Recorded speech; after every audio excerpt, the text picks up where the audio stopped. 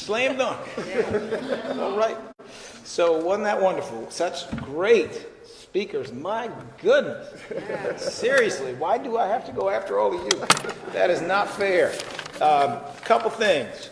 When we are done here, there will be a photo opportunity out front because we have a lot of signs. There are a lot of signs that could not come into this room, but they will be outside, and we will go directly from here out there.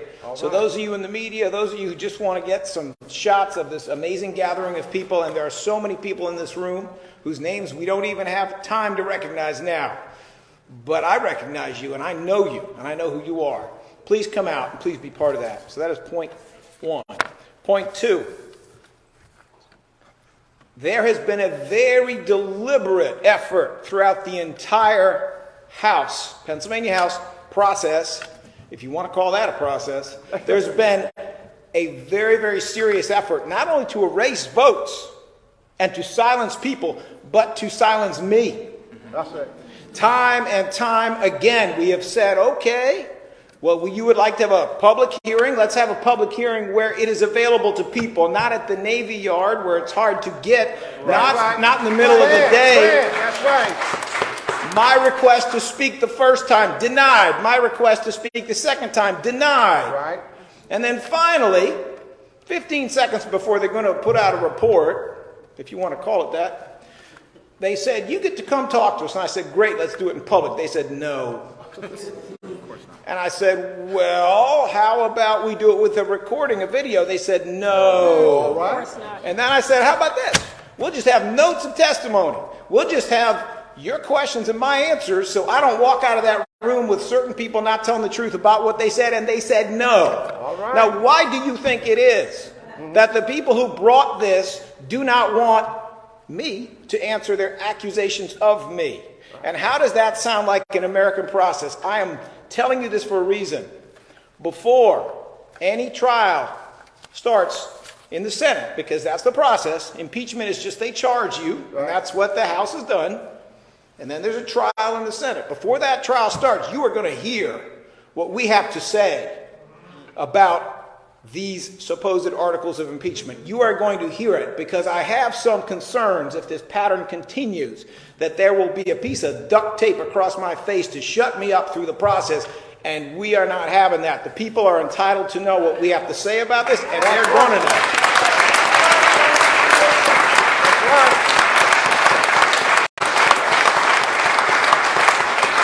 So I am making that promise and commitment to you. Before this all gets twisted, I hope it won't, but you never know. Before this all gets twisted, you're going to have the answers to what is, in essence, an effort to impeach the sitting district attorney over ideas. Okay?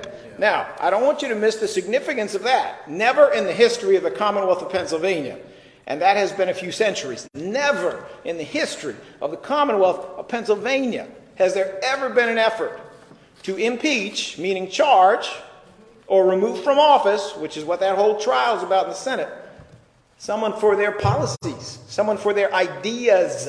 This is something you do for crimes. That's it. And not very often, actually. And I could give you a nice long list of some, how shall I put it, people in one party who committed crimes, and they never do this.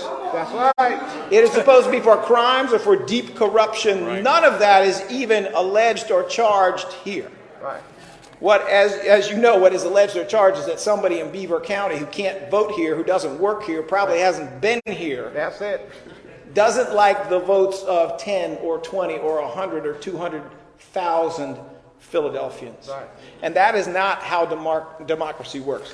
And I will say this out of respect for my Democrat and my Republican brothers and sisters. You better be careful before you make this two-edged sword. Right. That's it. Because what we're talking about is this.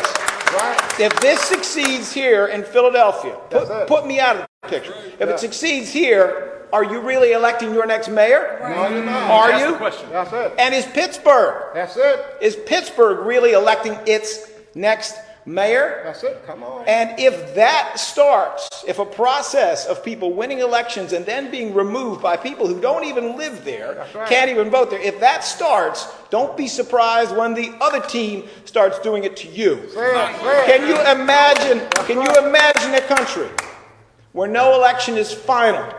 Can you imagine a country where both parties are steady removing the other side's electeds from office between elections instead of getting something done? Can you imagine that? Well, that is the world some people want, and that is not the world that voters want. Nope. That is not the word that political outsiders want, and that is not the world that people who want Philadelphia and the rest of the country to be safer want. That's right. So we need to go another way. Now, I want to put this in context, and I'm not going to take much time doing it, but I want to put this in context so that you all understand a couple things. First context is the history of grassroots social justice movements in the United States and elsewhere. How change happens and why this is to be expected. I mean, it's extra, but this is to be expected. There is an old phrase about social activists, grassroots criminal justice, and other justice movements. And that is, first they ignore you, then they laugh at you, and then they fight you, and then you win. That's it. I love it. I love it. Ain't that all?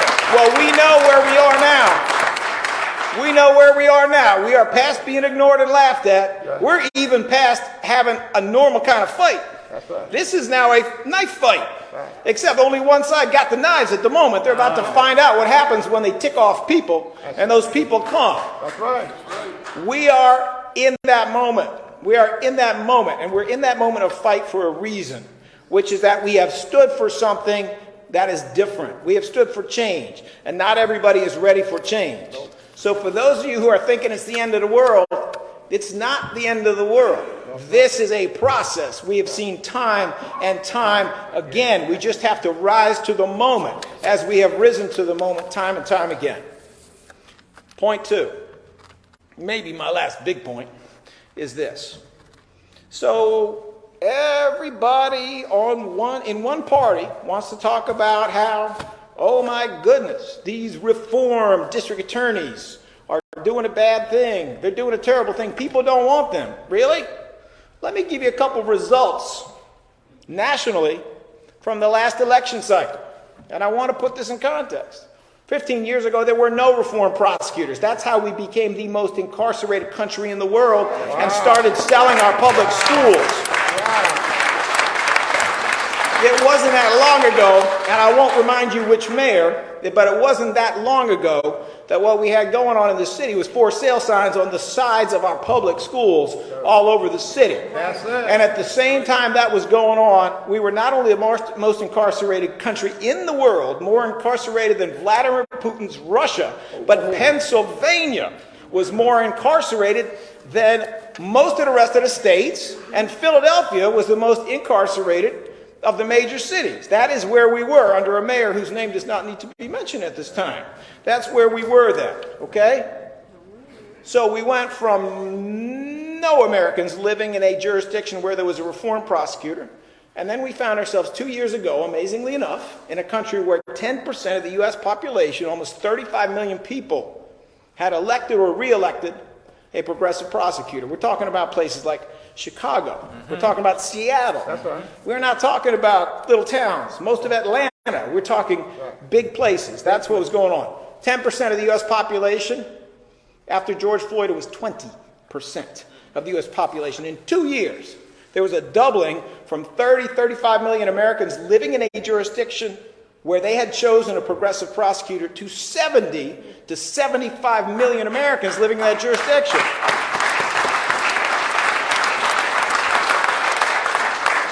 And guess what happens when you have people running for office who are trying to change criminal justice? You get amazing voter turnout because all kinds of people who don't trust politics and have good reason not to, and don't trust government and have good reason not to, say, oh, you're talking about me.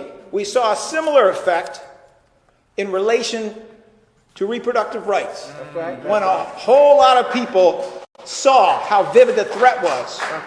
And guess who wins when that happens? So that's what was going on a little while ago. Next thing we hear, oh my goodness, they have recalled, not beaten at a regular election, but they have recalled the district attorney in San Francisco. Oh my goodness, this must be the end of criminal justice reform. People must not want it anymore. And you then have that old Willie Horton thing. You then have that old 1968 is back.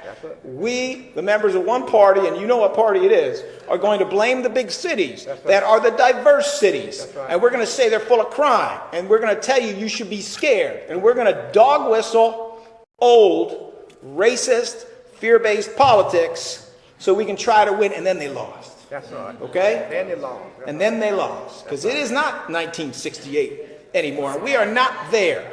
And if you need a little confirmation of that, let me just tell you this. Progressive reform prosecutors have had a very, very good election year. Hennepin County, that's Minneapolis. You all remember what happened in Minneapolis? Hennepin County, Minneapolis now has, for the first time, a reform prosecutor named Mary Moriarty. She will be sworn in shortly. Everybody wants to talk about my friend Chesa Boudin in San Francisco being recalled, but they're not talking about Pamela Price, who just won to be the progressive district attorney in Oakland, California. That's right across the river. That's a bigger jurisdiction. I didn't mean river. That's right across the water. That is a bigger jurisdiction. How about Kim Graham in Des Moines? What about Lisa Mannion in Kings County? That's Seattle. And what about these re-elections? Wesley Bell in St. Louis County. You remember Ferguson? Yeah. How about Joe Gonzalez in San Antonio? What about John Crusoe in Dallas? How about Kelly Higgins, just got elected in Hayes County, Texas? What about my friend Sarah George in Chittenden County, Vermont? And what about this? What about this? It's not just prosecutors. We have a new reform sheriff in Los Angeles County to work with the DA there, George Gascon, instead of working against George Gascon. So it is wake-up time. Wake-up time. It is wake-up time for people who think once again we can step on what the people want, once again in the same way that one party twisted up the United States Supreme Court, used every dirty trick in the book to make sure that that U.S. Supreme Court was completely different in its views than the people. Once again, they're trying it. They're trying to tell you all what you think. Well, the people know what they think. And they know how to vote. And that is why John Fetterman is the senator. That's right.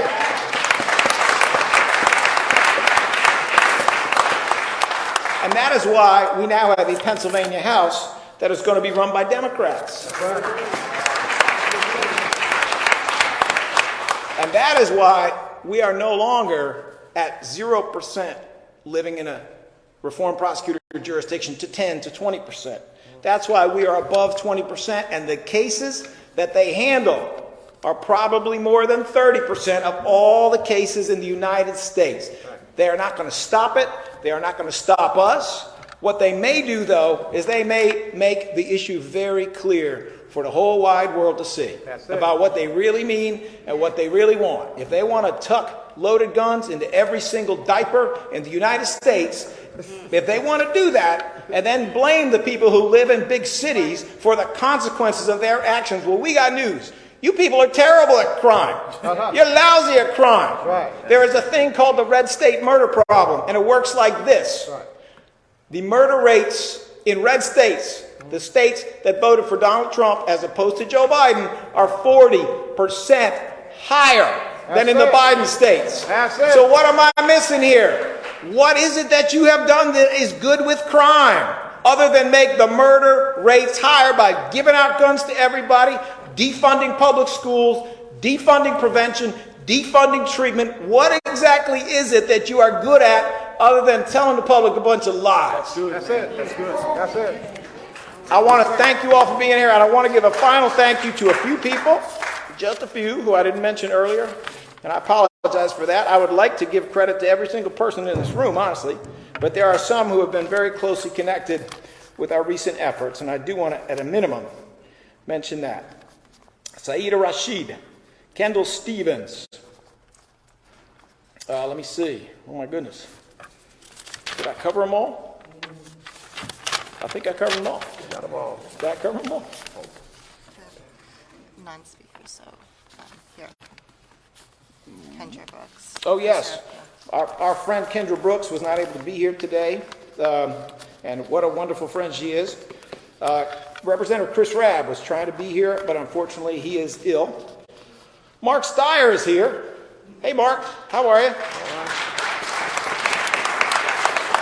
Mark is with We the People PA and the Pennsylvania Budget and Policy Center. Boy, that's something to talk about, too. Jeff Garris of the 99% Pennsylvania campaign. Thank you all so much for being here. The fight begins now. Thank you.